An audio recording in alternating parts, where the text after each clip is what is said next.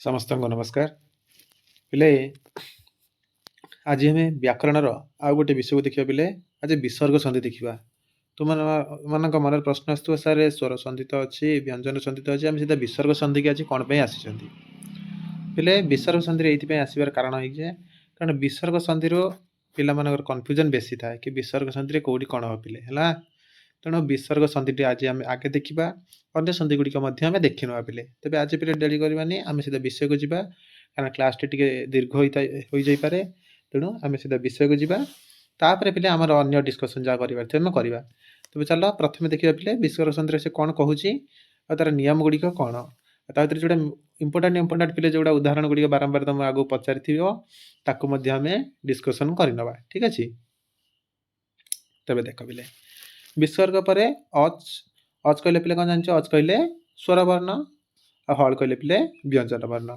जदि विसर्गर पर किए थी स्वर वर्ण कि व्यंजन वर्ण थी संयोग हम संयोग कहले पिले जदि मिसबे है जदि मिसबे दुईटा पदार्थ मिसबे कौन कहते पिले संयोग संयोग करागले विसर्गर विकार घटी जो संधि हुए ताक विसर्ग संधि कहुए यहाँ समस्त जानी तेज विसर्ग संधि जो हुए से कौटी कौटी हुए पिले ना तार कौ वर्णर रूप परिवर्तन हुए गोटे पिले स आ गोटे र यही दुईटी हेले जो मैंने विसर्ग रूपांतरित होती है अन्यथा विसर्ग यही सब परिवर्तित हुए तेज से कौन कहला ना स एवं र स्थान विसर्ग हुए क्या स्थान हुए ना स स्थान हम और र स्थान हम सस्थानीय विसर्ग को सजात एवं र स्थानीय विसर्ग को रजात विसर्ग कह पिले आम सामान्य परिचय कि कौटी कौन हो सजात कह क्या रजात को ये प्रश्न गला पिले तार उदाहरण देला कि सजात्रा कौन ना मनस्रु कहला पिले मन ये देखे जो विसर्गटी अच्छी मनहरे ये सर विसर्ग होता सर रूप होगी अच्छी से रामर पिले देला हरि गोविंद प्रवृत्ति ये कौन पिले ना सजात विसर्ग तब तब रजात तो देख तुम खाली सजात्र कहले हम कि तुम कहल दुईटी जगह हम सजात्र हम रजात्र हम तेज रजात्र उदाहरण से देला पिले प्रातर प्रातर कौन है पिले ना प्रातः पुनर् पुनः प्रभृति विभिन्न स्वर व व्यंजन संयोग द्वारा विसर्गर परिवर्तन हो श श स र उ अथवा य लोप द्वारा होता है ये सब पिले होता है तेज केतेक स्थल में विसर्ग अपरिवर्तित रुए कौन कौन हो पारे पिले से किसी कंडीशन देला देख कौन कहला पिले फास्ट कहला जे यही सब प्रवृत्ति जो र हो स हो प्रवृत्ति विभिन्न स्वर व व्यंजन संयोग द्वारा कौन हम विसर्ग रूप परिवर्तन हम विसर्ग परिवर्तन हम से कौन हो पार स हो पार स हो पार स हो पार र हो पार उ अथवा यर लोप हो पार पिले है ऊर लोप हो पार ना यर लोप हो पार या द्वारा किसी रूप परिवर्तन हम आउ किसी स्थान में रूप अपरिवर्तित रब यही सब कंडीशन से देखेब कि कौटी केमी हो पिले कौटी स स्थान कौटी विसर्ग स्थान में तालव्यस हो मूर्धन्यस हो गोटे दंतेश हो रोचे कौटी उर लोप हो कौटी यर लोप हो सब विषय से आमको आगू देखेब तेज यही सब जब लक्ष्य करना ताल विसर्ग संधि हो पिले तुम पिले संधि भी स्पेसिफिक ना है तुम संधि भी एमती सिलेबस स्पेसिफिक ना किंतु आम संधि पढ़ुं कारण कौन ना जो पैसेज संधि आसो पिले तुम से जमी तुम भूल न हुए पिले है तुम जो थीओरी जानती तुम ये कहीं पिले भूल हम तेज देखी ना पिले आसला कौन ना विसर्ग पर खर खर प्रत्याहार पिले बहुत पिला खर प्रत्याहार मन रोचे मन न रो आम ये मन रखा खर प्रत्याहार कहले प्रथम द्वितीय वर्ण वर्गर है आम 5टी वर्ग अच्छी पिले तो 5टी वर्गर जो कौन है जो वर्ग जो 5टी वर्गर से जो प्रथम वर्ण और द्वितीय वर्ण ता सहित किए ना 3टी जाक स रही थी विसर्ग कौन पिले ना स हो खर प्रत्याहार कहले किए आसो खप छट चट ये पिला आसो आम गणी सेमती पिला बहुत पिला मन रही सागे सागे खर प्रत्याहार मन पड़ोनी कितु तुम ये मन रख 12 3टा स एमती मन रखिपर 12 3टा विसर्ग पर जब 12 3टा स है कौन हो ना विसर्गर स हो विसर्गर स हो कौन कौन ना विसर्जनीय सह है विसर्जनीय स रूप को कहुच्छे विसर्जनीय से स जोड़ी विसर्गर विसर्जनीय स हम कौ सूत्र द्वारा पिले ना प्रथम है विसर्जनीय से स तार कहला खरी विसर्जनीय से सैत खरी पर विसर्जनीय कौन हो पिले ना स हम खरी कहले सप्तमी विभक्ति अच्छी पिले खरी पर विसर्जनीय से विसर्जनीय विसर्गर कौन पिले ना स हम है तार कौन कहला देख परपदर आदि वर्ण त थ स होइतिले तापर देखिला पिले आमे कहिदेले विसर्ग परे कौन हम पिले स हम पुणी कौ पर स हम कौ वर्ण पर किए से विचार कर पुणी तबे से कहला देख पिले यदि तालव्य वर्ण थी विसर्ग पर परपदर आदि वर्ण यदि तालव्य थी कौन पिले ताले तालव्य से हम जदि ये दंत्य वर्ण एठुई तो अथ ये सब दंत्य वर्ण दंत्य स अच्छी तेणु कौन हम ना दंत्य स हम जदि च छ स थी कौन हम च छ थे पिले ना ये आम तालव्य स है स स्थान स है माने से कौन करिए पिले ना आमर उच्चारण स्थान को देखिए हम पिले दंत्य वर्ण थे दंत्य स तालव्य वर्ण थे तालव्य स मूर्धन्य वर्ण थे मूर्धन्य स हेब कापरे जदि विसर्ग पर यही सब थे पिले खर प्रत्याहार वर्ण थी कि तीनोटी जाक स भितर किए थी है क्रम हो पिले तार उदाहरण देखिले तुम जापर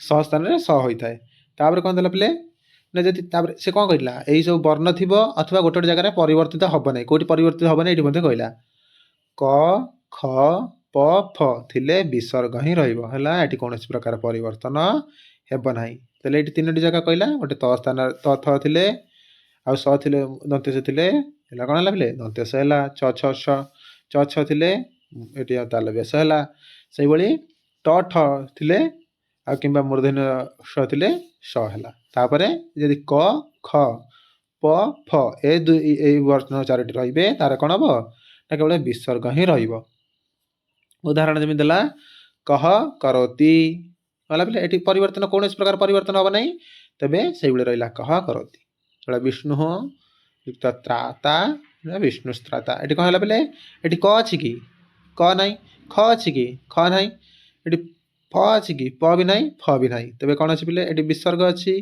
विसर्ग पर किए अच्छी पिले ये त अच्छी है से कौन है पिले आम से कौन कहले विसर्ग कौन हो जब त थ थी ताले दंत्य से हो तेज ये दंत्य से होगा पिले विष्णु ये तटा मिसीगला कौन है विष्णु त्राता से हरि ये पर च अच्छी पिले देख विसर्ग पर च अच्छी से कौन कहला जब च छ थे ताले तालव्य से होगा कौन पिले हरिश्चिन्नति से धनुष युक्त टंकार ये टंकार कौन अच्छी पिले ट अच्छी टटा कौन टटा है मूर्धन्य तेणु टदारे ये कौन है पिले मूर्धन्य से होगा धनुष टंकार है पिले ये बुझिपारा तो से चारोटी जगह उदाहरण तार देदेला कौटी कौन हो कपर कौन प्रकार परिवर्तन है विसर्ग रहा पर त वर्ण थी कौन है पिले ये दंत्य स है तापर पिले ये तालव्य वर्ण थी तालव्य है मूर्धन्य वर्ण थी मूर्धन्य सकार है ये कथा पिले ये तापर तुम पिला लक्ष्य करा पड़ो कौटी कौन अच्छी है से कहला खर प्रत्याहार वर्ण थी खर प्रत्याहार कहले वर्गर प्रथम वर्ण द्वितीय वर्ण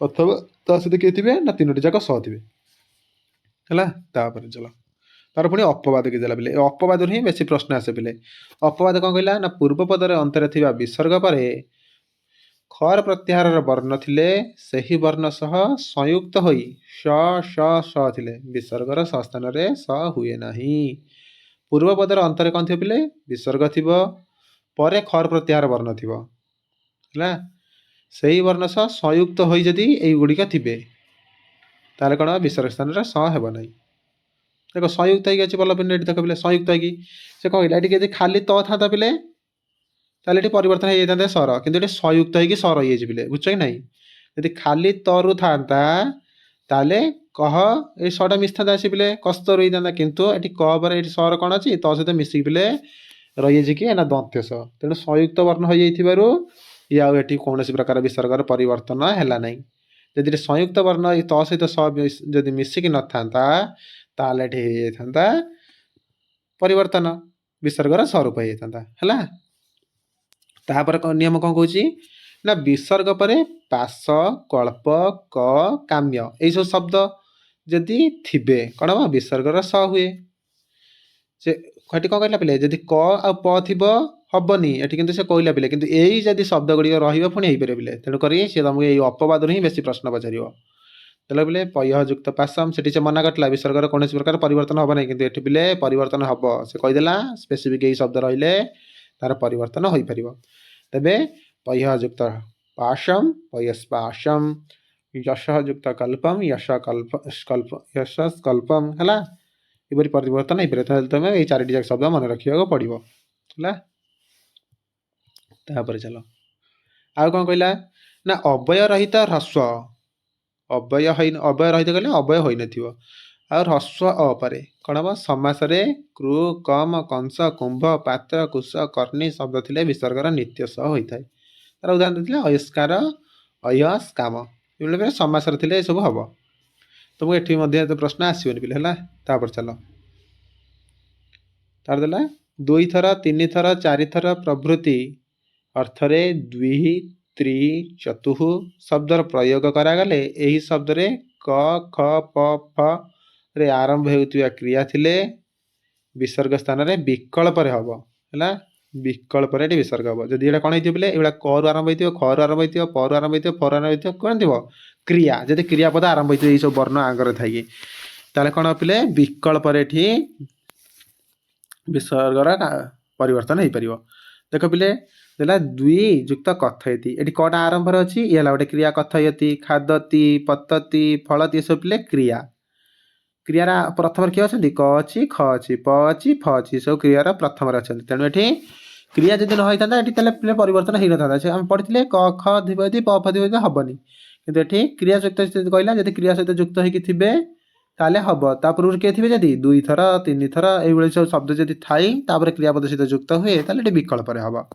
ଦେଲା 2 ଯୁକ୍ତ କଥୟତି ଗୋଟେ ପକ୍ଷରେ ହେଲା, ଆଉ ଗୋଟେ ପକ୍ଷରେ ସ୍ୱର ବିସର୍ଗ ହେଲା ଦ୍ୱିସ୍ କଥୟତି ହେଲା ପିଲେ। এইভাবে পরিবর্তন ହେଲା। তাପରେ ଏଠି ଦୁଇଟା ସ ହେଇପାରିବ। ସେ କହିଲା ସ ବା ସ ଉଭୟ ବିକଳ୍ପରେ ହେବ। ତେଣୁ ଏଠି ଗୋଟେ ପଟ ଦନ୍ତ୍ୟସ ହେଲା, ଗୋଟେ ପଟ ମୂର୍ଧନ୍ୟସ ହେଲା ପିଲେ। ତ୍ରିଖାଦତି ଏଇଟା ପଚାରି ପାରେ ପିଲେ। ତମେ ଏଠି ଭାବିବ ଏଠି କ ଖ ତ ଅଛି, ଆମେ ତ ପଢ଼ିଥିଲେ କ ଖ ହେଲେ ହବନି, ତାହେଲେ ଏଠି ହେଉଛି କେମିତି? ଜଣେ କ୍ରିୟାପଦ ଅଛି ବୋଲି, ତେଣୁ ପିଲେ ଏଠି ହେଲା ହେଲା। ତ ଦ୍ୱି କଥୟତି, ଦିଶ୍ କଥୟତି, ଦିଶ୍ କଥୟତି, ଏଇଭଳି ପିଲେ 4ଟି ଜାଗାରେ ଲକ୍ଷ୍ୟ କରିବ। ଆଉ କ'ଣ ଦେଲା ପିଲେ? ତାପରେ ଦେଲା ଗୋଟେ ଆଉ ଗୋଟେ ଅପବାଦ। ସର୍ପ ଶବ୍ଦ ପୂର୍ବରୁ କୌଣସି ପଦ ନଥାଇ ସର୍ପି ଶବ୍ଦର କୁଣ୍ଡିକା ଶବ୍ଦ ସହ ସମାସ ହେଲେ କ'ଣ ହେବ? ନା ବିସର୍ଗର ସ ହେବ। ସର୍ପ ଶବ୍ଦ ପୂର୍ବରୁ କୌଣସି ପଦ ନଥିବ ପିଲେ, ଗୋଟେ କଣ୍ଡିସନ। ତାପରେ କ'ଣ ହେଲା? ସର୍ପି ଶବ୍ଦର କୁଣ୍ଡିକା ଶବ୍ଦ ସହିତ କେବଳ ହେଲା, ସର୍ପି ସହିତ କୁଣ୍ଡିକା ଶବ୍ଦର ସମାସ ଯଦି ହେଲା ତାହେଲେ କ'ଣ ବିସର୍ଗର ସ ହେଇପାରିବ। ଏଠି ଦେଖ ସର୍ପି ପୂର୍ବରୁ କୌଣସି ପଦ ଅଛି କି ନାହିଁ, ତେଣୁ ସର୍ପି ଯୁକ୍ତ କୁଣ୍ଡିକା ଏଠି ବି ସମାସ ହେଇକି କ'ଣ ହେଲା? ସର୍ପି କୁଣ୍ଡିକା ମିଶିକି ହେଲା। ଯଦି ୟା ପୂର୍ବରୁ କୌଣସି ପଦ ଥାନ୍ତା ପିଲା ଏଠି ହେଇନଥାନ୍ତା। ତାପରେ ଇସି ଏବଂ ଉସ୍ରେ ଥିବା ସ୍ୱର କ ବର୍ଗ ବା ପ ବର୍ଗ ପଦରେ ପରପଦରେ ଥାଇ ସନ୍ଧି ହେଲେ ବିକଳ୍ପରେ ସ ହୁଏ। କ'ଣ କହିଲା? ଇସିରେ ହେବ ଏବଂ ଉସ୍ରେ କ'ଣ ହେଇଥିବ? ନା ସ୍ୱର କ ବର୍ଗ ବା ପ ବର୍ଗ ପରପଦରେ ଥାଇ ସନ୍ଧି ହେଲେ ବିକଳ୍ପରେ ସ ହୁଏ। ସ ଅଭାବ ପକ୍ଷରେ ବିସର୍ଗ ରହେ। ତ ଦେଲା ପିଲେ ସର୍ପି, ଆଉ ଏଇଟା ଧନୁଷ କରତି, ସର୍ପିସ୍ କରତି ହେଲା। ଏଠି ଇସ୍ ଅଛି, ସର୍ପିସ୍, ଧନୁଷ, ଏଇଭଳିଆ ପିଲା ଏଠି ସ ବିସର୍ଗ ହେଇଯାଇଛି ହେଲା। ଯୋଉ ବିସର୍ଗ ଇଟା ଅଛି, ତାପରେ ଯୋଉ ବିସର୍ଗଟା ଅଛି ପିଲା ଏଟା ଗୋଟେ ସ୍ୱର ରୂପ ହେଲା। ଏଠି ଯୋଉ ହର୍ଷ ଅଛି ପରେ ଯୋଉ ବିସର୍ଗ ଅଛି ଏଟା ବି ମଧ୍ୟ ହଳନ୍ତ ସ ହେଲା। ତେଣୁ ଏଠି ଉସ୍ ଅଛି ପିଲେ ଧନୁଷରେ, ଏଠି ସର୍ପିରେ ଇସ୍ ଅଛି।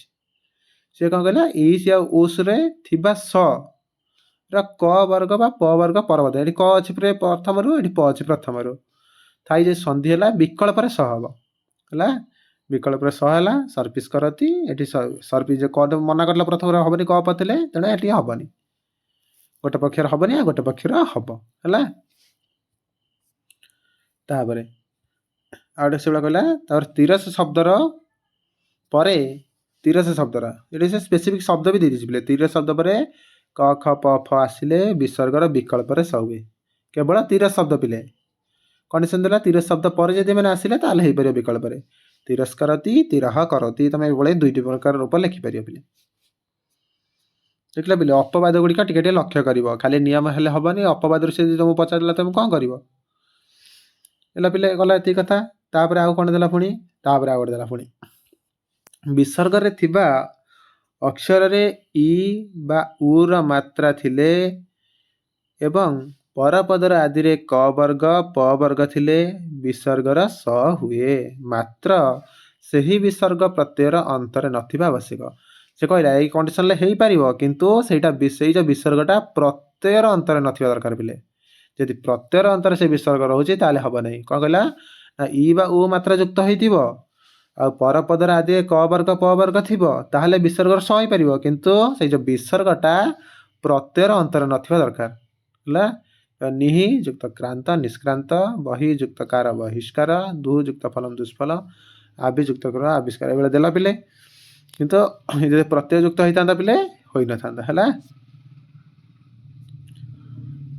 ତାପରେ ଦେଲା ପିଲେ କ ବର୍ଗ ପ ବର୍ଗ ପରେ ଥିଲେ ନମ ଶବ୍ଦର ବିସର୍ଗ ବିକଳ୍ପରେ ଏବଂ ପୁର ଶବ୍ଦର ନିତ୍ୟରେ ସ ହୁଏ।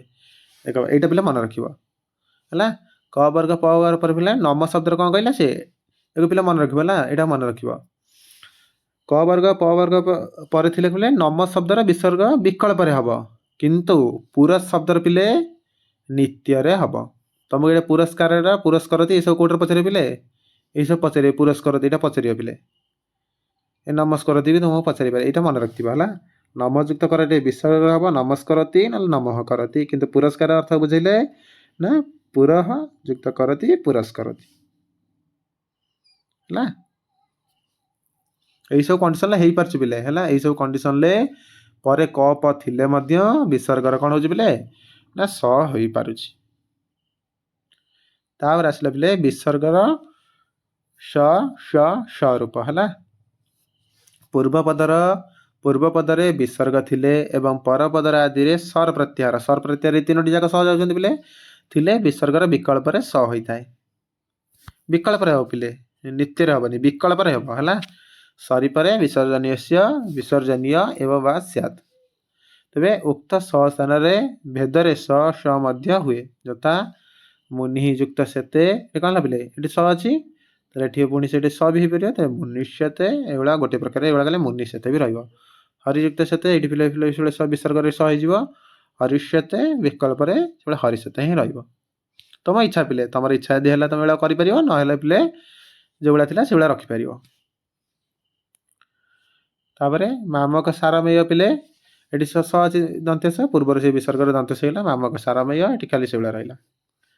ତାର ପିଲେ ବିସର୍ଗର ସର ରୁ ରୂପ, ଆମେ ଏପର୍ଯ୍ୟନ୍ତ ବିସର୍ଗର ସ ରୂପ ପଢ଼ି ଆଇଲେ ପିଲେ। ବିସର୍ଗର ସ ରୂପ କୋଉଠି ହେବ କୋଉଠି ହେବନି ଏଇସବୁ ବିଷୟରେ ପଢ଼ିଲେ। ଏ ବିସର୍ଗର ସର ରୁ ରୂପ କେମିତି ହେବ ଦେଖିବା ଆମେ ହେଲା। ସରୁ ରୁ ରୂପ କେମିତି ହେବ ତା ବିଷୟରେ ଏବେ ଦେଖିବା। ପଦର ଅନ୍ତିମ ସର ତଥା ସଜୁ ଶବ୍ଦର ସ ର ରୁ ହୋଇଥାଏ ହେଲା। କ'ଣ ପଦର ଅନ୍ତିମ ସର ତଥା ସଜୁସ୍ର ଶବ୍ଦର କ'ଣ ହେଇପାରିବ ବୋଲେ ସ ହବ, ଏ ସ ର ରୁ ହବ ହେଲା। ରୁ ର ଉ ଲୋପ ହବ, ଏଇ ଯୋଉ ର ରହିଲା ପିଲେ ଏଇ ରୁ ର ହର୍ଷଟା ଲୋପ ହେଇଯିବ, ଖାଲି ତାହେଲେ କ'ଣ ରହିବ, ଖାଲି ଏଇଭଳିଆ ର ରହିବ। ରୂପ ପାଇଁ କେବଳ ର ରହେ, ଏହି ର ପରବର୍ତ୍ତୀ ସ୍ୱର ବା ବ୍ୟଞ୍ଜନରେ ମିଶି ଯଦି ସେଇ ବ୍ୟଞ୍ଜନ ବର୍ଣ୍ଣ ମିଶିଯାଏ, ଯଦି ସେଇ ବ୍ୟଞ୍ଜନ ବର୍ଣ୍ଣ ବର୍ଗର ଦ୍ୱିତୀୟ ବର୍ଣ୍ଣ ତୃତୀୟ ବର୍ଣ୍ଣ ପଞ୍ଚବର୍ଣ୍ଣ ହୋଇଥାଏ, ସେତେବେଳେ ହିଁ ମିଶିବ। ଯଦି ବର୍ଗର ଦ୍ୱିତୀୟ ବର୍ଣ୍ଣ ହେଇଥିବ, ତୃତୀୟ ବର୍ଣ୍ଣ ପଞ୍ଚବର୍ଣ୍ଣ ହେଇଥିବ। ଶସ ଜୁସରୁ ପଦାନ୍ତ ଶସ୍ୟ ସଜୁଷ୍ୟାତ୍ ରୁ ସ୍ୟାତ୍, ଏଇଟା ପଚାରିଲା ପିଲେ, ସେଇଟା ଉଦାହରଣ ଦେଲା ପିଲେ। ଦେଖ ମୁନିହି ଯୁକ୍ତ ଅୟମ୍ ମୁନି ରୟମ୍, ଏଠି ଏଇଟା ବିସର୍ଗର କ'ଣ ହେଲା ପିଲେ, ଫାଷ୍ଟ ରୁ ହେଇଯାଇଥିବ, ରୁ ରୁ କ'ଣ ହେଲା ପିଲେ ବିସର୍ଗଟା ଆମେ କହିଲା ଉ ର ଲୋପ ହେଇଯିବ, ଖାଲି ର ରହିଲା ପିଲେ। ତ ଏଇ ର ହେଲେ ଏଠି ପୂର୍ବରୁ ପରେ ସ୍ୱର ବର୍ଣ୍ଣ ଅଛି, ସେଇ ର ସହିତ ଅଟା ମିଶିଗଲା, ର ହଳନ୍ତର ର ମିଶିଲେ କ'ଣ ହେଲା ଖାଲି ର ହେଇଯିବ ପିଲେ।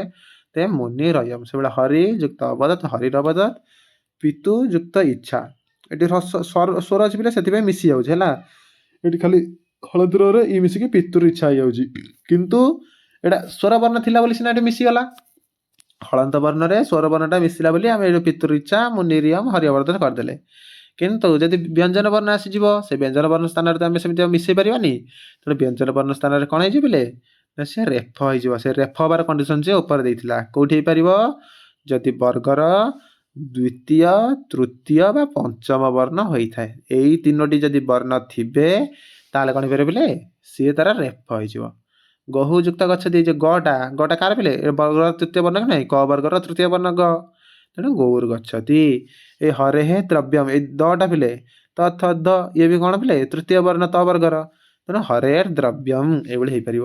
ଅନ୍ୟଥା ଯଦି ସ୍ୱର ବର୍ଣ୍ଣ ଥିବ ସେ ସହିତ ମିଶିଯିବ, ରସ ହେଇଥିଲେ ରସ ସହିତ ମିଶିଯିବ, ଦୀର୍ଘ ହେଇଥିଲେ ଦୀର୍ଘ ସହିତ ମିଶିଯିବ, ରସ ହେଇଥିଲେ ରସ ସହିତ ମିଶିଯିବ, ହେଲା କି ଏଇଭଳି ସେ ମିଶିଯିବ ପିଲେ। ତାପରେ ଆଉ ଗୋଟେ କଣ୍ଡିସନ ଦେଲା ପୁଣି ସ୍ୱର ବର୍ଣ୍ଣର ନା ରୁ ର ସ୍ୱର ସହ ଉ ରୂପ ହେଲା। ରୁର ସ୍ୱର ସହ ମିଶିକି ଉ ରୂପ ହବ। ଏବେ ଦେଖିବ ସିଏ ଯଦି ପରପଦର ଆଦି ବର୍ଣ୍ଣ ହ୍ରସ୍ୱ ଅ ଥାଏ, ଏଇଟା ମନେ ରଖିବ ପିଲେ। ପରପଦର ଆଦି ବର୍ଣ୍ଣଟା କ'ଣ ହେଇଥିବ? କଲରଟା ଚେଞ୍ଜ କରିଦେବା ପିଲେ ହେଲା। ପରପଦର ଆଦି ବର୍ଣ୍ଣଟା କ'ଣ ହେଇଥିବ ପିଲେ? ନା ହ୍ରସ୍ୱ ଅକାର ହୋଇଥାଏ। ତେବେ ପୂର୍ବ ପଦରେ ଅନ୍ତରେ ଥିବା ହ୍ରସ୍ୱ ଅକ୍ଷର ପରେ ବିସର୍ଗର ରୁ ହବ। ସେ କ'ଣ କହିଲା? ପରପଦର ଆଦି ବର୍ଣ୍ଣ ହ୍ରସ୍ୱ ଅକାର ହେଇଥିବ, ଆଉ ପୂର୍ବ ପଦର ଅନ୍ତରେ ଥିବା ହ୍ରସ୍ୱ ଅ ଅକ୍ଷର ପରେ ବିସର୍ଗ ଥିବ ହେଲା। ଯଦି ପୂର୍ବ ପଦରେ କହିଲା ଏଠି ହ୍ରସ୍ୱ ଥିବ, ହ୍ରସ୍ୱ ସହିତ ଅ ଥାଇ ବିସର୍ଗ ଥିବ ପିଲେ, ଆଉ ପରେ ପିଲେ ଗୋଟେ ହ୍ରସ୍ୱ ଥିବ, ହ୍ରସ୍ୱ ଥିବ, ତାହେଲେ ଏଇ କଣ୍ଡିସନରେ ଆମେ ଏଇଟା କରିପାରିବା, ଏଇ ନିୟମଟା ଲଗେଇ ପାରିବା। ଆଉ ଥରେ ଦେଖିନେବା, ଆଉ ଥରେ କହୁଛି ପୁଣି। ଯଦି ପରପଦର ଆଦିବର୍ଣ୍ଣ, ପରପଦର ଆଦିବର୍ଣ୍ଣ ଆମେ ଦେଖିବା, ପରପଦର ଆଦିବର୍ଣ୍ଣରେ ହ୍ରସ୍ୱ ରହିବ, ହ୍ରସ୍ୱ କାର ଥାଏ। ତେବେ ପୂର୍ବ ପଦର ଅନ୍ତରେ ଥିବା, ତାର ପୂର୍ବ ପଦରେ ଅନ୍ତରେ ଥିବା ହ୍ରସ୍ୱ ଅକ୍ଷର ପରେ ହେଲା, ପୂର୍ବ ପଦର ଅନ୍ତରେ ଥିବା ହ୍ରସ୍ୱ ଅକ୍ଷର ପରେ ଯୋଉ ବିସର୍ଗଟି ରହିବ ପିଲେ, ସେଇ ବିସର୍ଗର ସରୁ ରୁ ହବ, ଆଉ ସେ ରୁ ଉ ହୋଇଯାଏ।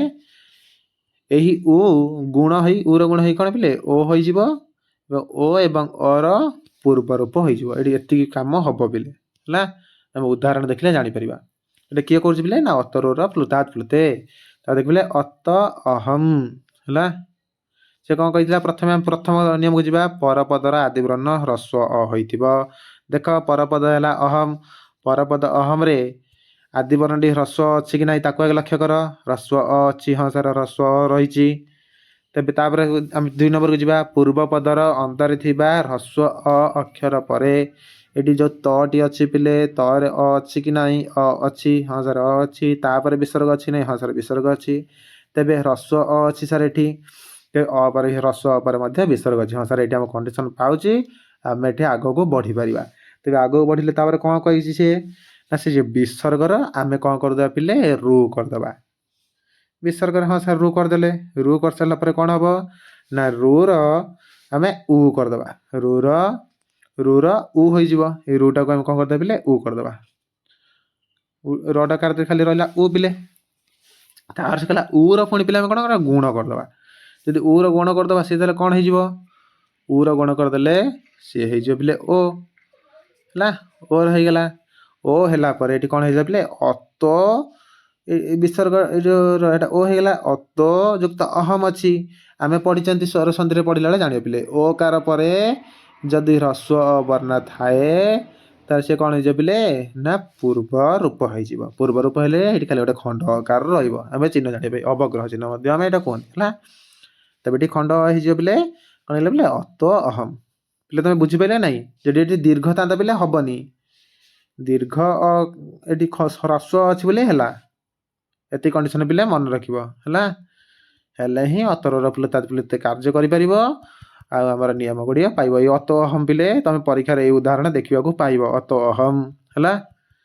ଉଚିତ ଅବସର ଏସବୁ ପାସେଜରେ ଆସେ ପିଲେ। ଉଚିତ ଅବସର ଏସବୁ ପାସେଜରେ ଆସିବ ହେଲା। ପାସେଜରେ ଏଇଭଳି ସବୁ ଶବ୍ଦ ପ୍ରୟୋଗ ହୋଇଥିବା ପାସେଜ ଆସିବ ପିଲେ। ଦେଖିବ ପାସେଜରେ ଏଗୁଡ଼ା ଥିବ, ଅତଃ ଯୁକ୍ତ ଅହମ୍, ଅतो ଅହମ୍। ପିଲେ ତମେ ଖାଲି ଏଇଭଳିଆ ଅତ ଅହମ୍ ତମକୁ ଏଇଭଳିଆ ପଚାରି ଦେଇପାରେ, ୟାର ସନ୍ଧି କର, ତାହେଲେ ତୁମେ କ'ଣ କରିବ ପିଲେ? ଅତଃ ଯୁକ୍ତ ଅହମ୍ କରିବ। ନହେଲେ ଏଇଭଳିଆ ଥିଲେ ୟାର ସନ୍ଧି ବିଚ୍ଛେଦ ପଚାରିଲେ କରିବ, ସନ୍ଧି କଲେ ଏଇଭଳିଆ କରିବ ପିଲେ। ତ ବୁଝିପାରିଲେ ତ? ପୂର୍ବ କ'ଣ ଥିବ? ପରପଦର ଆଦିବର୍ଣ୍ଣ ହ୍ରସ୍ୱ ଆକାର ଥିବ, ପୂର୍ବ ପଦର ଅନ୍ତରେ ଥିବା ହ୍ରସ୍ୱ ଅ ଅକ୍ଷର ପରେ ଯଦି ବିସର୍ଗ ଥିବ, ତେବେ ବିସର୍ଗରୁ କ'ଣ ହବ? ରୁ ହବ, ରୁରୁ ଉ ହବ, ଉର ଗୁଣ ହେଇ ଓ ହବ, ତାପରେ ପୂର୍ବ ରୂପ ହବ। ଏତିକି ହେଲା କଥା ପିଲେ। କିଏ କହିଲା? ଅତରର ପ୍ଲୁତାତ୍ ପ୍ଲୁତେ ହେଲା। ତାପରେ ଚାଲ, ତାପରେ କହିଲା ପିଲେ ଇଏ କୋଉ କ୍ଷେତ୍ରରେ ଗଲା ପିଲେ? ସ୍ୱର କ୍ଷେତ୍ରରେ ଗଲା ହେଲା। ଏଠି ସ୍ୱର କ୍ଷେତ୍ର ଗଲାନି କି? ଇଏ ସ୍ୱର ସହ, ଯେତେବେଳେ ସ୍ୱର ସହ ହବ ପିଲେ ହେଲା। ରୁର ସ୍ୱର ସହ ହେଇକି ଉ ରୂପ, ଏଇଟା ସ୍ୱର ସହିତ ସ୍ୱରର କଣ୍ଡିସନ ଗଲା। ତାପରେ ସେ ଗଲା ବ୍ୟଞ୍ଜନରୁ, ବ୍ୟଞ୍ଜନର ଗୋଟେ କଣ୍ଡିସନ ସେ କହିବ। ରୁର ବ୍ୟଞ୍ଜନ ସହ ଉ ରୂପ, ସେ ଗଲା ରୁର ସ୍ୱର ସହ ଉ ରୂପ, ଏବେ ଆଇଲା ରୁର ବ୍ୟଞ୍ଜନ ସହ ଉ ରୂପ ହେଲା। ପିଲା ଟିକେ କ୍ଲାସଟି ପିଲେ ଦୀର୍ଘ ହେଇପାରେ, କିନ୍ତୁ ତୁମେ ଟିକେ ଧ୍ୟାନର ସହକାରେ ଦେଖିବ, ବୁଝିବାକୁ ଚେଷ୍ଟା କରିବ। ଯଦି ପରପଦର ଆଦିରେ ହସ୍ କ'ଣ ହବ? ଏଇଟା ଆମେ ରାଉଣ୍ଡ କରି ଯିବା ହେଲା। ସେ କ'ଣ କହିଲା? ପରପଦର ଆଦିରେ କ'ଣ ଥିବ? ହସ୍ ପ୍ରତ୍ୟାହାର ବର୍ଣ୍ଣ ଥିବ। ହସ୍ କହିଲେ କିଏ କିଏ ଆସୁଛନ୍ତି? 3 ଆସୁଛି, 4 ଆସୁଛି, 5 ଆସୁଛି। 345 ସହିତ ହୟ ବରଲ ଆସୁଛନ୍ତି ଏମିତି କହିବାର କାରଣ ପିଲେ ତୁମେ ଏଇ ବର୍ଣ୍ଣ ଗୁଡ଼ିକ ଏଇଭଳିଆ ମନେ ରଖିପାରିବ। ତୃତୀୟ ବର୍ଣ୍ଣ, ଚତୁର୍ଥ ବର୍ଣ୍ଣ, ପଞ୍ଚମ ବର୍ଣ୍ଣ ବର୍ଗର ଅଥବା ତା ସହିତ ହ ୟ ବ ର ଲ ଏମାନେ ଥିବେ ହେଲା। ବର୍ଣ୍ଣ ଥାଏ ଆଦିରେ ଥିବ, ପରପଦର ଆଦିରେ ଯଦି ଏମାନେ ଥିବେ, ତେବେ ପୂର୍ବପଦର ଅନ୍ତରେ ଥିବା ହ୍ରସ୍ୱ ଅକ୍ଷର ପରେ ବିସର୍ଗର ରୁ ଉ ହୋଇଯାଏ ହେଲା। ତାହେଲେ ଏଇସବୁ କଣ୍ଡିସନ ଯଦି ପାଇବ ପିଲେ ତାହେଲେ ରୁ ର ଉ ହବ ହେଲା। ଇଏ କିଏ କହିଲା? ହସିଚ। এই ହସିଚର ଉଦାହରଣ ମଧ୍ୟ ପରୀକ୍ଷାରେ ଆସେ। ସେ ପ୍ରଥମେ ଆଉ ଥରେ ଦେଖିନିଅ, ପରପଦର ଆଦିରେ କିଏ ଥିବେ ବୋଲେ ହସ୍ ପ୍ରତ୍ୟାହାର ବର୍ଣ୍ଣ ଥିବେ। ହସ୍ ପ୍ରତ୍ୟାହାର ବର୍ଣ୍ଣ କହିଲେ କିଏ କିଏ ଆସୁଛନ୍ତି ନା ବର୍ଗର ତୃତୀୟ ବର୍ଣ୍ଣ, ଚତୁର୍ଥ ବର୍ଣ୍ଣ, ପଞ୍ଚମ ବର୍ଣ୍ଣ, ତା ସହିତ ୟ ବ ର ଲ ହେଲା। ଏତିକି ଥିବେ। ତା ସହିତ ପୂର୍ବପଦର ଅନ୍ତରେ ଥିବା ହ୍ରସ୍ୱ ଅକ୍ଷର ପରେ ବିସର୍ଗ ଥିବ। ସେଠି ସ୍ୱରରେ ବି ସେଇ କଣ୍ଡିସନ ଥିଲା, ହ୍ରସ୍ୱ ଅକ୍ଷର ପରେ ବିସର୍ଗ ଥିବ। ଆଉ ପରେ ସେଠି କିଏ ଥିଲେ ପିଲେ? ସେଠି କିଛି ଅଲଗା ନିୟମ ଥିଲା। ପରେ ଏଠି କିଏ ଥିଲେ? ଦେଖ, ହ୍ରସ୍ୱ ବେଳେ ଏଠି କିଏ ଥିଲେ? ପରେ କିଏ ଥିବ ନା ପରେ ମଧ୍ୟ ହ୍ରସ୍ୱ ବର୍ଣ୍ଣ ଯଦି ଥିବ। ଏଠି ସେ କହିଥିଲା ପରେ ଯଦି ହ୍ରସ୍ୱ ବର୍ଣ୍ଣ ଥିବ, ଅକାର ଥିବ, ଆଉ ପୂର୍ବରୁ ହ୍ରସ୍ୱ ପରେ ବିସର୍ଗ ଥିବ। ଏଠି ସେ ସେଇଆ କହିଲା, ପୂର୍ବରୁ ହ୍ରସ୍ୱ ପରେ ବିସର୍ଗ ଥିବ ହେଲା। ହ୍ରସ୍ୱ ପରେ ବିସର୍ଗ ଥିବ, କିନ୍ତୁ ପରେ ଏଠି ହସ୍ ପ୍ରତ୍ୟାହାର ବର୍ଣ୍ଣ ଆସିଯିବ। ହସ୍ ପ୍ରତ୍ୟାହାର ବର୍ଣ୍ଣ କହିଲେ 345 ସହିତ ହ ୟ ବ ର ଲ ହେଲା। ତେବେ ଉଦାହରଣ ଦେଖିଲେ ତୁମେ ଜାଣିପାରିବ।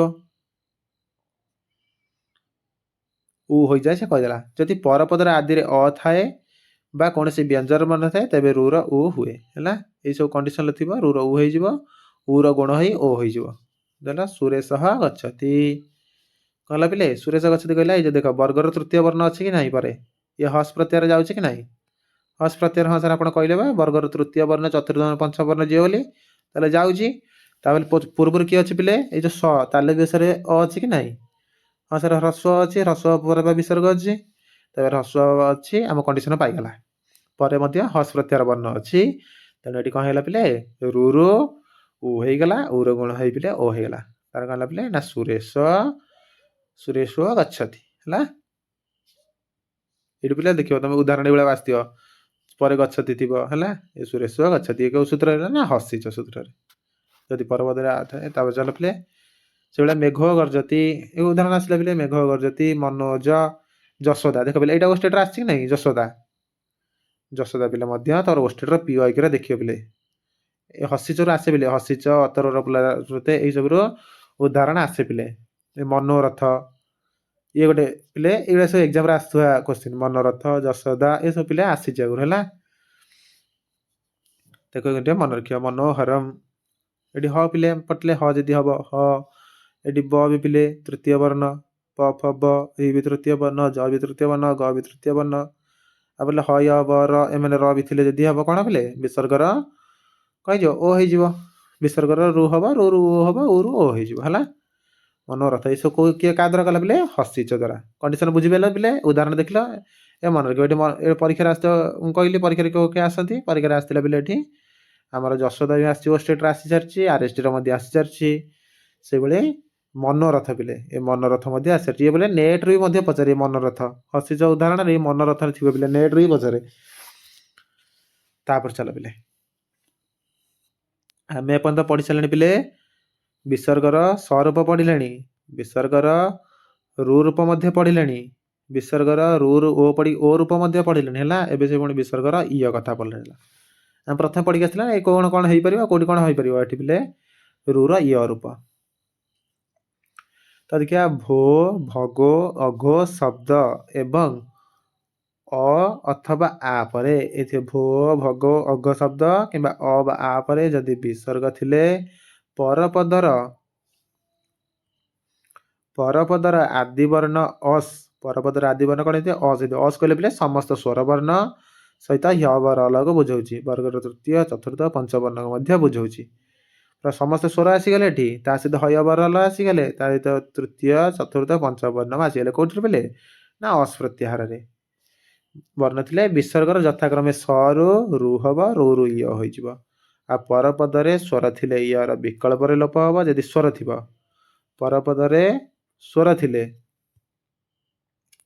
ପରପଦରେ ସ୍ୱର ଥିଲେ ଇୟର ଲୋପ ହବ ବିକଳ୍ପରେ। ତେବେ ଅ ଭୋ ଭୋଗ ଅପୂର୍ବସ୍ୟ ଯୋଶୀ ତଥା ଲୋପର ସେ କଲେ ସେଇ ସବୁ ସୂତ୍ର କଥାଟି ସେ କହିଲା ପିଲେ। ତ ଉଦାହରଣ ଦେଖିଲେ ହିଁ ଆମେ ଯାଇକି ଟିକେ ଭଲ ଭାବରେ ବୁଝିପାରିବା ହେଲା। ଆଉ କ'ଣ କହିଛି ପିଲେ ଆହୁରି କିଛି କଥା ରହିଗଲା। ୟ ଲୋପ ପରେ ପୁଣି ଗୁଣ ସନ୍ଧି ହୁଏ ନାହିଁ। ୟ ଲୋପ ଯଦି ହେଇଗଲା ତାହେଲେ ଏଠି ଗୁଣ ସନ୍ଧି ହେବ ନାହିଁ। ବ୍ୟଞ୍ଜନ ବର୍ଣ୍ଣ ପରପଦରେ ଥିଲେ ନିତ୍ୟ ଲୋପ ହେବ। ଯଦି ବ୍ୟଞ୍ଜନ ବର୍ଣ୍ଣ ପରପଦରେ ଥିବ ତାହେଲେ ନିତ୍ୟରେ ଲୋପ ହୋଇଯିବ। ଇଏ ହଳି ସର୍ବେଶମ କହିଲା। ତାହେଲେ ଉଦାହରଣ ଦେଖ ପିଲେ କୃଷ୍ଣ ଯୁକ୍ତ ଆୟାତି। କୃଷ୍ଣ ଯୁକ୍ତ ଆୟାତି ସେ କ'ଣ କହିଲା ସ୍ୱର ବର୍ଣ୍ଣ ଯଦି ଥିବ ଭୋ ଭୋଗ ଅଘ ଏଠି ବିସର୍ଗ ଅଛି ପିଲେ ତେବେ ଆୟାତି ଏଠି ଆଇ ଆଟା ଏଠି ସ୍ୱର ବର୍ଣ୍ଣ କି ନୁହେଁ। ସେ କ'ଣ ହବ ନା ବିସର୍ଗର ଏସବୁ ବଦଳିକି ଯିବ ପିଲେ। ଫାଷ୍ଟ ର ହବ ବିସର୍ଗର କ'ଣ ହେଲା ପିଲେ ଏଠି ଦେଖ ପିଲେ ବିସର୍ଗ ସ ହବ ସରୁ ରୁ ହବ ରୁ ୟ ହବ। ତାହେଲେ ଯୋଉ କୃଷ୍ଣର ଯୋଉ ବିସର୍ଗଟି ଅଛି ସେ କ'ଣ ହେଇଗଲା ପିଲେ ଏଇଭଳିଆ ଚେଞ୍ଜ ହେଇକି ୟ ହେଇଗଲା। ତାହେଲେ ହେଇଗଲା କ'ଣ ପିଲେ କୃଷ୍ଣ ୟ ଯୁକ୍ତ ଆୟାତି। ଉପରକୁ ଟିକେ ପାଣିବା ହଁ କୃଷ୍ଣ ୟ ଯୁକ୍ତ ଆୟାତି ହେଇଗଲା ପିଲେ। ତାହେଲେ ପରେ ସ୍ୱରବର୍ଣ୍ଣ ଅଛି ସେ କହିଲା ଯଦି ସ୍ୱରବର୍ଣ୍ଣ ଥିବ ନିତ୍ୟରେ ଏଟା ଲୋପ ହେଇଯିବ ୟର ଆଉ ସେଠି କୌଣସି ପ୍ରକାର ଗୁଣ କାର୍ଯ୍ୟ ହେବ ନାହିଁ। ସେଭଳି କୁତଃ ଯୁକ୍ତ ଆଗ ଛେତ୍ରରେ ମଧ୍ୟ ଏଠି ବିସର୍ଗ ରହିଲା ପିଲେ। ସେ କୁତଃ ଯୁକ୍ତ ଆଗ ଛେତ୍ର ମଧ୍ୟ ସେ ବୋଲେ ହେଇଗଲା ପିଲେ। ଚନ୍ଦ୍ର ଯୁକ୍ତ ଉଦ୍ଦିତି ଏଠି ସ୍ୱରବର୍ଣ୍ଣ ଅଛି ପିଲେ। ଏଠି ବି ସ୍ୱରବର୍ଣ୍ଣ ପିଲେ ଅଛି ଏଠି ବି ସ୍ୱରବର୍ଣ୍ଣ ଅଛି ଏଠି ମଧ୍ୟ ସ୍ୱରବର୍ଣ୍ଣ ଅଛି। ତେଣୁ ଏଠି ସବୁ ବିସର୍ଗ ସେଭଳିଆ ୟ ଲୋପ ହେଇ ୟ ହେଇ ପିଲେ ତାର ଲୋପ ହେଇଗଲା ହେଲା। ଏ କୃଷ୍ଣ ଆୟାତିଟା ପିଲେ ମନେ ରଖିଥିବ ହେଲା। କୃଷ୍ଣ ଆୟାତି କୁତ ଆଗଶୀ ଏଇଟା ମନେ ରଖିଥିବ। ତାପରେ ଯିବା ତାର ପିଲା ନରା ହସନ୍ତି। ଏଠି ହକାର ଦେଖିଲା ହ ଥିବ ୟ ବ ର ଏମାନେ ସବୁ ଥିଲେ ବି ହେଇପାରେ ଏଭଳିଆ ଲୋପ ହେଇଯିବ ପିଲା ୟର ହେଲା। ନର ଯୁକ୍ତ ହସନ୍ତି ନର ହସନ୍ତି ନରା ହସନ୍ତି। ଲଲନା ଯୁକ୍ତ ହସନ୍ତି ଲଲନା ହସନ୍ତି। ସେଭଳିଆ ଅଶ୍ଵ ଧାବନ୍ତି ଅଶ୍ଵା ଧାବନ୍ତି। ଏ ସବୁ କାଦର ହଉଛି ପିଲେ ଭୋ ଭୋଗ ଅପୂର୍ବ ସେ ଯୋଶୀ ସୂତ୍ର ଏ ସବୁ ହେଲା। ତାପରେ ପିଲା ଆସିଲା ନର ର ରୂପ। ଏବେ ଆସିଲା ନର ର ରୂପ। ନର କ'ଣ ହବ ର ରୂପ। ସେ ଏପର୍ଯ୍ୟନ୍ତ କହିଲା ଫାଷ୍ଟ ବିସର୍ଗର ପିଲେ ସ ରୂପ କହିଲା ବିସର୍ଗର ରୁ ରୂପ କହିଲା ବିସର୍ଗର ଉ ରୂପ କହିଲା ବିସର୍ଗର ୟ ଲୋପ ମଧ୍ୟ କହିଲା। ଏତିକି ସବୁ ଗଲାଣି ପିଲେ। ଏବେ ପୁଣି ଆସିଲା ଗୋଟେ ନର ର ରୂପ ହବ। ପରପଦର ଆଦିରେ ସୁପ୍ ନଥିଲେ ସୁପ୍ ପ୍ରତ୍ୟୟ ପିଲେ 21ଟା ଯେ ସୁପ୍ ପ୍ରତ୍ୟୟ ନଥିବ ତାହେଲେ ନର ହଳନ୍ତ ନର ର ହୋଇଯାଏ। ରୋ ସୁପି କହୁଛି ଏ କଥା। ଅହ୍ନ ରେଫାଦେଶ ସ୍ୟାତ୍ ନ ତୁ ସୁପିହି। ତାହେଲେ ଏଇଠି ପରେ ଏଇ ଦେଖ ପିଲେ ଏଇଟା ବି ଆସେ ଏଇଟା ମନେ ରଖିବ ହେଲା। ଏଇ ନର ଯୋଉ ର ରୂପଟା ଏଇଟା ପରୀକ୍ଷାରେ ଆସେ ପିଲେ। ଏଇଟା ଟିକେ ଭଲ ଭାବରେ ଧ୍ୟାନ ଦବ। ଅହନ୍ ଯୁକ୍ତ ଅହ ସେ କ'ଣ କହିଲା ପିଲେ ପରପଦର ଆଦିରେ ସୁପ୍ ନଥିଲେ। ଏଠି ସୁପ୍ ଅଛି କି ସୁପ୍ ନାହିଁ। ତାହେଲେ ଅହନ ଶବ୍ଦର ନର ର ହେଇଯିବ ହେଲା। ସୁପ୍ କହିଲେ ପିଲେ ଏଠି ସୁ ଅଛି ହେଲା। ସୁ ଅଛି କି ନାହିଁ। ସେ କ'ଣ କହିଲା ସୁପ୍ ନଥିଲେ ଯଦି ସୁପ୍ ନଥିବ ନର ର ହୋଇଯିବ। କିନ୍ତୁ ଏଠି ସୁପ୍ ଯେହେତୁ ଅଛି ଏଠି ଖାଲି ବିସର୍ଗ ରହିଲା ପିଲେ ନର ବିସର୍ଗ ହେଇକି ଅଛି ହେଲା। ତେବେ ଅହ ଯୁକ୍ତ ଅହ କହିଲା ପିଲେ ଏଠି ନର ସେ କହିଲା ବିସର୍ଗ ହେଇଯିବ। ଯଦି ସୁପ୍ ନଥିବ ତାହେଲେ ହେଇଗଲା ର ହେଇଗଲା। ଅହର ଏଇ ଯୋଉ ରଟା ପିଲେ ହଳନ୍ତ ହେଇକି ଅଛି। ତେଣୁ ଏଇ ଯୋଉ ପରେ ସ୍ୱର ବର୍ଣ୍ଣ ଅଛି ମିଶିକି କ'ଣ ହେଲା ପିଲେ ଅହ ରହ।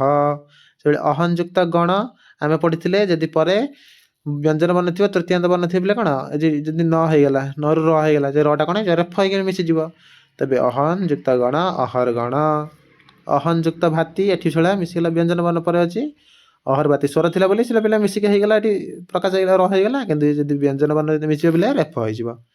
କିନ୍ତୁ ପରପଦରେ ସୁପ୍ ଥିଲେ କ'ଣ ହବ ପିଲେ ଅହଂସୁ।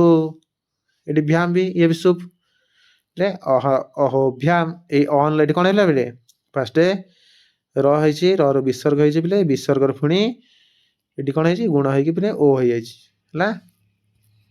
ଅହୋଭ୍ୟାମ এইଭଳି ପିଲେ ଏଇଟା ମନେ ରଖିବ ପିଲେ। ଏଇ ଯୋଉ ରୋ ସୁପିଟା ଏଇ ର ସୁପିଟା ମନେ ରଖିବ। ଏଇ ଉଦାହରଣ ଗୁଡ଼ିକ ତମର ପରୀକ୍ଷାରେ ଆସିଲା ଭଳି ଉଦାହରଣ। ଅହରହ ଇଏ ମଧ୍ୟ ଓଷ୍ଟେଟରେ ଆସିଛି। ଅହରହ ଅହରଗଣ ଏସବୁ ପିଲେ ଆସେ ପିଲେ। ତେଣୁ ଏକୁ ଟିକେ ମନେ ରଖିବ। ତାର ଅପବାଦ ଦେଲା ପିଲେ। ଅପବାଦ ଗୁଡ଼ିକ ବି ମନେ ରଖିବା। ଅହର ଗିର୍ ଧୁର ପ୍ରଭୃତି ଶବ୍ଦ ପରେ ପତି ପ୍ରଭୃତି ଶବ୍ଦ ଥିଲେ ଅହର ପ୍ରଭୃତି ଶବ୍ଦର ର ବିକଳ୍ପରେ ର ହୁଏ। ଯଦି କ'ଣ ଥିବ ପତି ଶବ୍ଦ ରହିଥିବ ତାହେଲେ ର ଅଭାବରେ ବିସର୍ଗର ଉପପଦ୍ମାନୀୟ ପ୍ରୟୋଗ ହୋଇଯାଏ। ଉପପଦ୍ମାନୀୟ ପିଲେ ଏଇ ଚିହ୍ନଟି ହେଲା। ଅହରା ଆଦି ନାମ ପତ୍ୟାଦିଶୁ ବା ରେଫ। ଏଠି ବିକଳ୍ପ ରହିବ ଅହର ଯୁକ୍ତ ପତି ଅହରପତି, ନହେଲେ ସେଭଳିଆ ରହିବ ଅହପତି, ନହେଲେ ଏଭଳିଆ ଉପପଦ ନିୟମ ହେଇଯିବ ପିଲେ। ଗିର୍ ଯୁକ୍ତ ପତି ଗିର୍ପତି, ଏଇ ତିନୋଟି ଜାଗାରେ ପିଲେ ଅହର ଗିର୍ ଧୁର୍ ହେଲେ ଏଇଭଳି ତିନୋଟି ଯାକ ରୂପ ହବ। ଏଠି ପିଲେ ତମର ଏତେ ପରୀକ୍ଷାରେ ଆସିଲା ଭଳି ନୁହେଁ, କିନ୍ତୁ ଏଇଠି ପରୀକ୍ଷାରେ ଆସିବ। ଏ ଯେଉଁ ଅହନ ପଢ଼ିଲେ ସେଇଟା ଅହରହ ସେଗୁଡ଼ା ଆସିବ ପିଲେ। ତାପରେ ଏଇଟା ଟିକେ ରୂପ ରାତ୍ରି ରଥାନ୍ତରେଷୁ ଋତମ୍ ବାଚ୍ୟମ୍। ରୂପ ରାତ୍ରି ରଥାନ୍ତର ଶବ୍ଦର ଯଦି ପରପଦରେ ରହେ ହେଲା, ଯଦି ପରପଦରେ ଏମାନେ ଥିବେ, ରୂପ ଥିବ, ରାତ୍ରି ଥିବ, ରଥାନ୍ତର ଥିବ, ଯଦି ପରପଦରେ ରହେ ତେବେ ଅହନ ଶବ୍ଦର ନରୁ ରୁ ହେଇଯିବ। ଏଇମାନେ ଯଦି ପରେ ଥିବେ ପିଲେ ତାହେଲେ ରୁ ହେଇଯିବ। ରୁ ରୁ ଉ ହବ, ଉରୁ ଓ ହବ ହେଲା। କିଏ କହିଲା? ରୂପରାତ୍ରି ରଥାନ୍ତରେଷୁ ଋତମ୍ ବାଚ୍ୟମ୍। ତାର ଉଦାହରଣ ଦେଖେଇବ ଆମକୁ। ତାହେଲେ ଉଦାହରଣ ଦେଖେଇଲା ଅହନ ଯୁକ୍ତ ରୂପମ୍। ସେ କହିଲା ଯଦି ରୂପମ୍ ଥିବ, ରାତ୍ରି ଥିବ, ରଥାନ୍ତର ଥିବ ତାହେଲେ କ'ଣ ହେଇଯିବ ପିଲେ ନା ନର କ'ଣ ହେଇଯିବ? ର ହେଇଯିବ। ରରୁ କ'ଣ ହେବ ପିଲେ? ରୁ ଉ ହେଇଯିବ, ଉରୁ ଓ ହେଇଯିବ। ତାର କ'ଣ ହେଲା ନା ଅହନ ଯୁକ୍ତ ରୂପମ୍ ଅହ ରୂପମ୍। ଏକୁଟିଆ ମନେ ରଖିବ, ଏଇଟା ବି ପଚାରିବ ପରୀକ୍ଷାରେ। ଅହନ ଯୁକ୍ତ ରୂପମ୍ ଅହ ରୂପମ୍ ତମକୁ ଦେଇଥିବ ଅହ ରୂପମ୍ ସନ୍ଧି ବିଚ୍ଛେଦ କରୁ। ତମ ସନ୍ଧି ବିଚ୍ଛେଦ ପଚାରିବ। ଏଠି ପିଲା ଏଇଭଳିଆ ଦେଇକି ପଚାରି ପାରିବ, ନହେଲେ ଏଠି ଅଧିକ ପଚାରିବ ସନ୍ଧି ବିଚ୍ଛେଦ କର। ତ କ'ଣ କରିବ? ଏଠି ବାୟା ହବ। ତେଣୁ ଏକୁଟିଆ ଧ୍ୟାନ ଦେବ। କ'ଣ ହେଇଯିବ ପିଲେ ନା ଏଠି ବିସର୍ଗ ହେଇଯିବ। ନର କ'ଣ ହେଇଯିବ ପିଲେ? ଏଠି ବିସର୍ଗ ନା ଯୋଉ ଓକାର ହେଇଯିବ ପିଲେ, ବିସର୍ଗ ଏଠି ଓକାର ହେଇଯିବ ପୁରା। ଅହ ରୂପମ୍ ଅହ ରାତ୍ରଃ ଅହ ରଥନ୍ତରମ୍ ଏଇଭଳି ପିଲେ ରୂପ ହବ।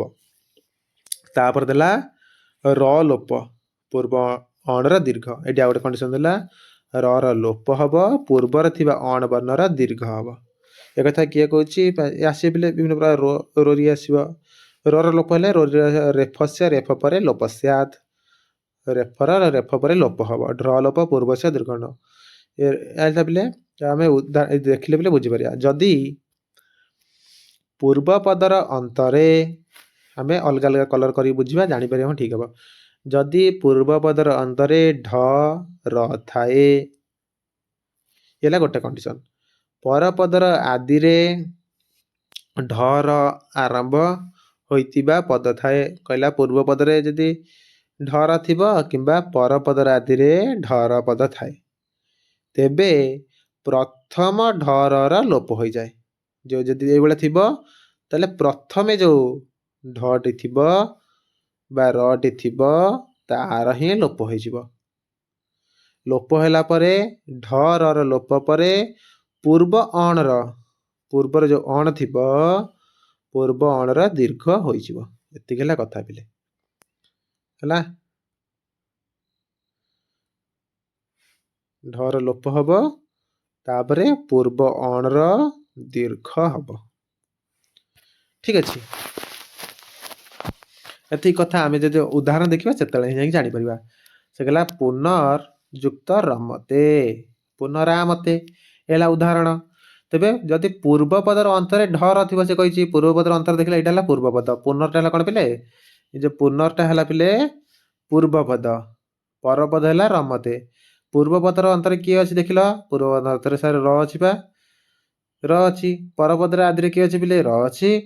ତେଣୁ ସାର୍ ସିଏ କ'ଣ କହିଲା? ଯଦି ପୂର୍ବ ପଦର ଅନ୍ତରେ ଢ ଥିବ କିମ୍ବା ର ଥିବ ଏବଂ ପରପଦର ଆଦିରେ ଯଦି ଢ ଥିବ ର ଥିବ, ତେବେ ପୂର୍ବର ଥିବା ର ଲୋପ ହେଇଯିବ। ତାହେଲେ ଏଇ ରଟାକୁ ଲିଭେଇ ଦିଅ। ରଟାକୁ ଆମେ ଲିଭେଇ ଦେଲେ ତାପରେ ହଁ ସାର୍ ରଟା ଲିଭିଯିବ। ତାପରେ କ'ଣ ହବ? ରଟା ଲିଭିଲା ପରେ ପୂର୍ବ ପଦରେ ଯେଉଁ ଅଣ ଥିବ, ଅଣ କହିଲେ ପିଲେ ଅ ଇ ଉ, ଏଇ ତିନୋଟି ଭିତରେ ଯଦି କିଏ ଥିବ ତାର ଦୀର୍ଘ ହେଇଯିବ। ତାହେଲେ ପୁନରେ ନ ସହିତ କିଏ ଅଛି କି ପିଲେ?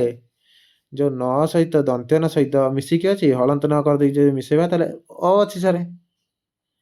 ତେବେ ସେ ଅର ଦୀର୍ଘ କରି କ'ଣ ପିଲେ ନା ଆ କରିଦେବା।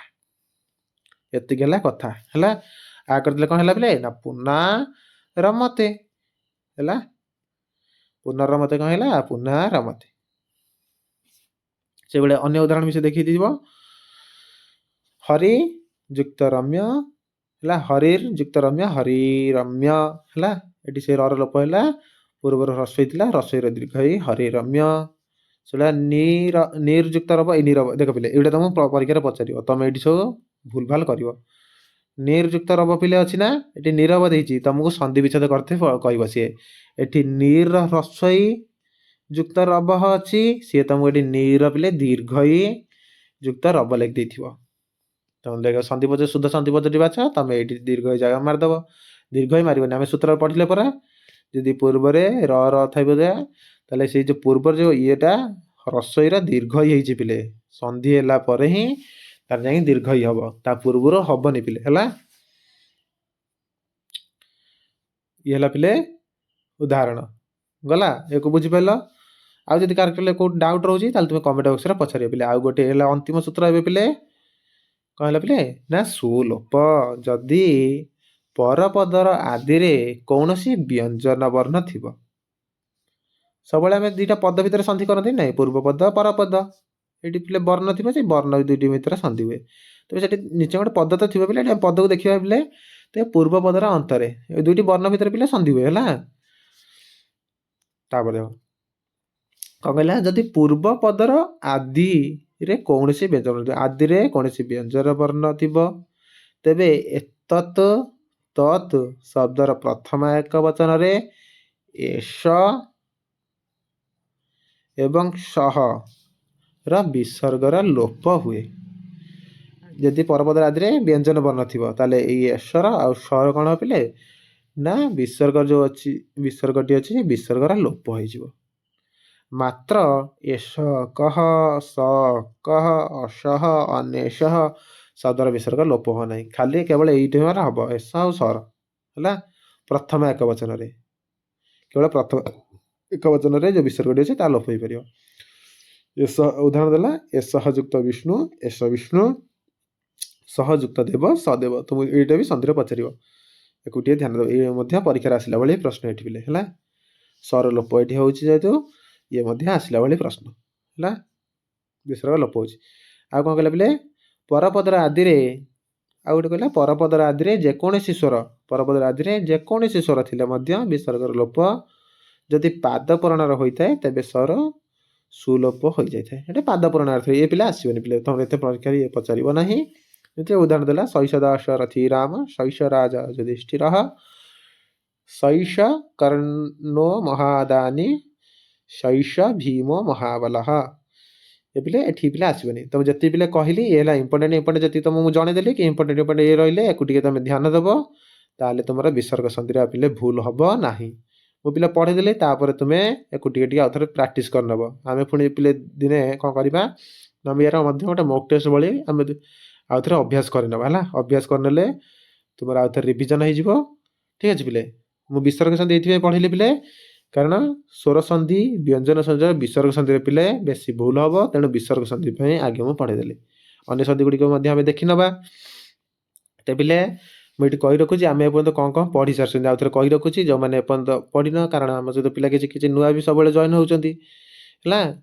ପିଲେ ମୁଁ କହିଦେଉଛି ପ୍ରଥମରୁ ଆମର କ୍ଲାସ୍ ଗୁଡ଼ିକ ପିଲେ ସବୁ ୟୁଟ୍ୟୁବରେ ହିଁ ହୁଏ ହେଲା। ପ୍ରତ୍ୟେକ କ୍ଲାସ୍ ୟୁଟ୍ୟୁବରେ ହିଁ ହେଉଛି ପିଲେ। କ୍ଲାସ୍ ସବୁବେଳେ ସକାଳ 6ଟାରେ ହେବ ହେଲା, ମର୍ଣ୍ଣିଂ 6ରେ ହେବ, ନହେଲେ ସନ୍ଧ୍ୟା 6ରେ ପିଲେ ହେଉଛି। ଆଉ ଯେତେବେଳେ କ୍ଲାସ୍ ବି ହେବ ପିଲେ ମୁଁ ତା ପୂର୍ବରୁ ତୁମକୁ ସୂଚନା ଆମର ଟେଲିଗ୍ରାମ ଗ୍ରୁପ୍ରେ ହେଲା, ଆମର ଯେଉଁ ଟେଲିଗ୍ରାମ ଗ୍ରୁପ୍ ରହିଛି ସାଂସ୍କ୍ରିଟ ସୌଭାଗ୍ୟମ ନାଁରେ ପିଲେ ହେଲା, ସାଂସ୍କ୍ରିଟ ସୌଭାଗ୍ୟମ ଟେଲିଗ୍ରାମ ଗ୍ରୁପ୍ରେ ମୁଁ ତୁମକୁ ଲିଙ୍କ୍ ଦେଇଦେବି। ଆଉ ଆମର ହ୍ୱାଟ୍ସଆପ୍ ଗ୍ରୁପ୍ରେ ମଧ୍ୟ ମୁଁ ତୁମକୁ ଲିଙ୍କ୍ ଦେଇଦେବି। ତୁମେ ସେଠୁ ଯାଇ ଜଏନ୍ ହେଇକି ପିଲେ ତୁମେ ୟୁଟ୍ୟୁବରେ କ୍ଲାସ୍ ଗୁଡ଼ିକ ଦେଖିପାରିବ। ଏବେ ପିଲେ ସବୁ କ୍ଲାସ୍ ଫ୍ରିରେ ହିଁ ହେଉଛି, ଆଉ ତୁମେ ଫ୍ରି କ୍ଲାସ୍ ପିଲେ ନେଇପାରିବ, ଆଉ ସେଠି ଦେଖିପାରିବ, ତୁମର ପ୍ରିପାରେସନ୍ ଠିକ୍ କରିପାରିବ ପିଲେ। ଏପର୍ଯ୍ୟନ୍ତ ପିଲେ ଆମର ୟୁନିଟ୍ 1ରୁ ୟୁନିଟ୍ 3 ହେଲା ସଂସ୍କୃତ ଶିକ୍ଷଣର ଫୁଲ୍ ସିଲାବସ୍ କଭରେଜ୍ ସରିଛି। ତାର MCQ ଡିସ୍କସନ୍ ମଧ୍ୟ ମୁଁ କରିସାରିଛି, PYQର ମଧ୍ୟ ଏନାଲିସିସ୍ ତୁମ ସହିତ କରିସାରିଛି, ତାର ଡିସ୍କସନ୍ ମଧ୍ୟ କରିସାରିଛି। ତା ସହିତ ୟୁନିଟ୍ 6 ମଧ୍ୟ ପୁରା ଥିଓରି ସରି ତାର ମଧ୍ୟ PYQ ଡିସ୍କସନ୍ କରି ତାର ରିଭିଜନ୍ ମଧ୍ୟ ଆମେ କରିସାରିଲେଣି। ତେବେ ତୁମର ଏଇ 4ଟି ଯାକ ୟୁନିଟ୍ ମୁଁ ପୁରା ପୂର୍ଣ୍ଣ ଭାବରେ ସାରି ଦେଇଛି। ଏବେ ଆମର 5th ୟୁନିଟ୍ ପିଲେ ଚାଲିଛି ହେଲା। 5th ୟୁନିଟ୍ ପିଲା ଏଇଟା 6th ୟୁନିଟ୍, ହଁ ପିଲେ 5th ୟୁନିଟ୍ ଚାଲିଛି ହେଲା। 5th ୟୁନିଟ୍ ଚାଲିଛି। 4th ୟୁନିଟ୍ର ପିଲେ ଆମେ ଆଉ କିଛି କ୍ଲାସ୍ କରିବା, ଏଠି 4th ୟୁନିଟ୍ ପିଲେ ଆମେ ପ୍ରାକ୍ଟିସ୍ କରିବା ହେଲା। 4th ୟୁନିଟ୍ ପ୍ରାକ୍ଟିସ୍ କରିବା, ଆମେ 5th ୟୁନିଟ୍ ପିଲେ କମ୍ପ୍ଲିଟ୍ କରିନେବା, ଠିକ୍ ଅଛି। ତ ପିଲେ ଆଜି ପାଇଁ ଏତିକି ପିଲେ, ପୁଣି ଆଉ ଗୋଟେ କ୍ଲାସ୍ରେ ଦେଖାହେବ କିଛି ନୂଆ ବିଷୟ ସହିତ। ସେ ପର୍ଯ୍ୟନ୍ତ ରହିଲି, ଧନ୍ୟବାଦ ପିଲେ। ଏଇ କ୍ଲାସ୍ଟି ଟିକେ ଦୀର୍ଘ ଅଛି, ତେଣୁ ଧୈର୍ଯ୍ୟର ସହକାରେ ଦେଖିବ ପିଲେ। ଗୋଟିଏ କ୍ଲାସ୍ ଯଦି ତୁମକୁ ଅସୁବିଧାରେ ପକାଉ ନାହିଁ ତାହେଲେ ତୁମେ ଦେଖିବ ପିଲେ, ଯାହାଦ୍ୱାରା ତୁମର ଦୁର୍ବଳତାକୁ ପିଲେ ଦୂର ହୋଇପାରିବ, ଠିକ୍ ଅଛି। ଜଗନ୍ନାଥ କଲ୍ୟାଣ କରନ୍ତୁ, ସମସ୍ତେ ପରୀକ୍ଷାରେ ଉତ୍ତୀର୍ଣ୍ଣ ହୁଏ ପିଲେ। ଆଗକୁ ଆସୁଥିବା SSB TGTରେ ନିଜର ନାମାଙ୍କନ ପିଲେ ଦାଖଲ କର, ଠିକ୍ ଅଛି। ତେବେ ରହିଲି ପିଲେ, ପୁଣି ଦେଖା ହବା ଆଉ ଗୋଟେ କ୍ଲାସ୍‌ରେ। ଜୟ ଜଗନ୍ନାଥ।